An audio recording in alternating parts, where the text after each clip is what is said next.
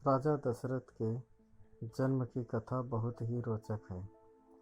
पुराणों के आधार पर कहा जाता है कि राजा दशरथ पिछले जन्म में स्वयंभू मनु थे तथा इनकी पत्नी स्वयं शत्रुपा थी। इनसे ही संसार की उत्पत्ति हुई है।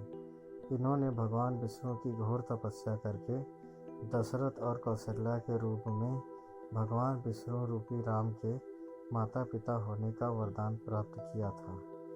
राजा दशरथ के जन्म की लंबी गाथा है।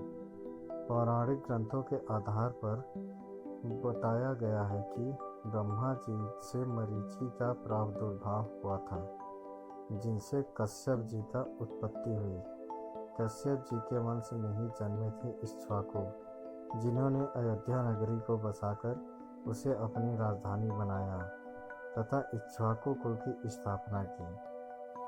इक्ष्वाकु कुल में ही जन्मे थे महान भगीरथ, जिन्होंने अपनी तपस्या के बल पर गंगा माता को धरती पर लाए तथा अपने पूर्वजों को कपिल मुनि के श्राप से भस्म पूर्वजों को मुक्ति दिलाई।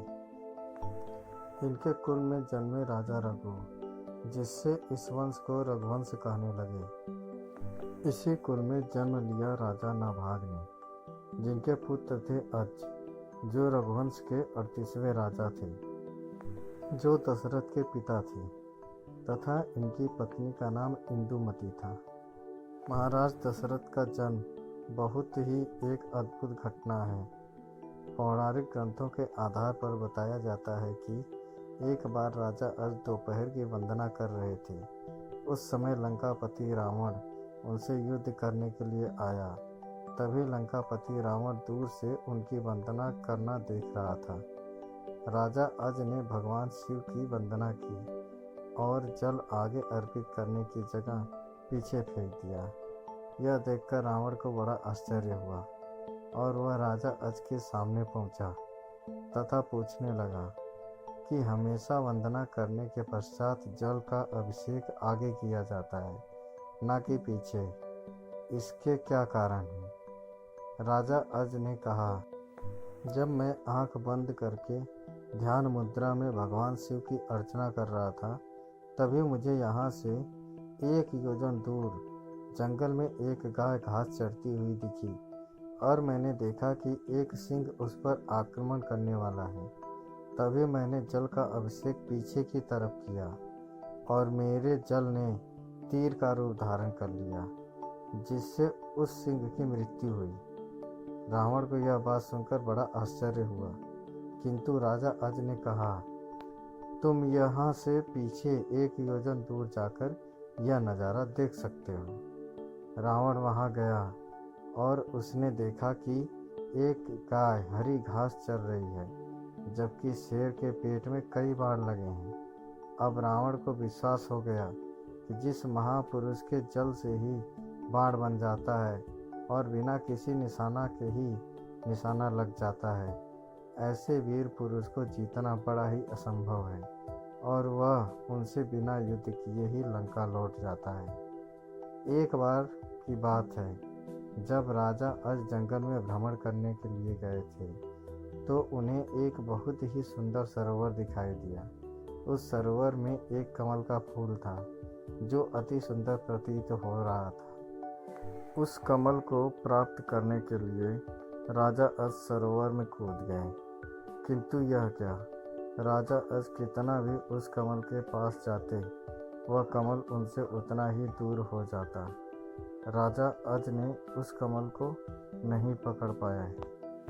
अंततः भविष्यवाणी हुई कि हे राजन, आप निसंतान हैं, आप इस कमल के योग्य नहीं हैं। इस भविष्यवाणी ने राजा अज के हृदय में एक भयंकर घात किया था। राजा अज अपने महल में लौट आए और चिंताग्रस्त रहने लगे, क्योंकि उन्हें संतान नहीं थी, जबकि वह भगवान शिव के परम भक्त थे। भगवान शिव उनकी चिंता से व्याकुल हो उठे और उन्होंने धर्मराज को बुलाया और कहा, तुम ब्राह्मण के भेष में अयोध्या नगरी जाओ, जिससे राजा अज को संतान की प्राप्ति होगी। धर्मराज और उनकी पत्नी ब्राह्मण और ब्राह्मणी का भेष बनाकर सरयू नदी के किनारे कुटिया बनाकर रहने लगे। एक दिन धर्मराज ब्राह्मण के भेष में ही राजा अज के दरबार में गए और उनसे भिक्षा मांगने लगे। राजा अज ने अपने खजाने में से उन्हें सोने की असरफियाँ देनी चाहिए, लेकिन ब्राह्मण नहीं कहते हुए मना कर दिया कि यह प्रजा का है, आप अपने पास जो है उसे दीजिए। तब राजा अज ने अपने गले का हार उतारा और ब्राह्मण को देने लगे, किंतु ब्राह्मण ने मना कर दिया कि यह भी प्रजा की ही संपत्ति है। इस प्रकार राजा अज को बड़ा दुख हुआ कि आज एक ब्राह्मण उनके दरबार से खाली हाथ जा रहा है। तब राजा अज शाम को एक मजदूर का भेष बनाते हैं और नगर में किसी काम के लिए निकल जाते हैं। चलते चलते वह एक लोहार के यहाँ पहुँचते हैं और अपना परिचय बिना बताए ही वहाँ काम करने लग जाते हैं। पूरी रात वो हथौड़े से लोहे का काम करते हैं, जिसके बदले उन्हें सुबह 1 टका मिलता है। राजा 1 टका लेकर ब्राह्मण के घर पहुँचते हैं, लेकिन वह ब्राह्मण नहीं था। उन्होंने वह 1 टका ब्राह्मण की पत्नी को दे दिया और कहा कि इसे ब्राह्मण को दे देना। जब ब्राह्मण आया तो ब्राह्मण की पत्नी ने वह टका ब्राह्मण को दिया और ब्राह्मण ने उस टका को जमीन पर फेंक दिया। तभी एक आश्चर्यजनक घटना हुई। ब्राह्मण ने जहाँ टका फेंका था वहाँ गड्ढा हो गया। ब्राह्मण उस गड्ढे को खोदना चाहा और उसमें से सोने का एक रथ निकला तथा आसमान में चला गया। इसी प्रकार से 9 सोने के रथ निकले और आसमान की तरफ चले गए। और जब 10वां रथ निकला, उस पर एक बालक था और वह रथ जमीन पर आकर ठहर गया।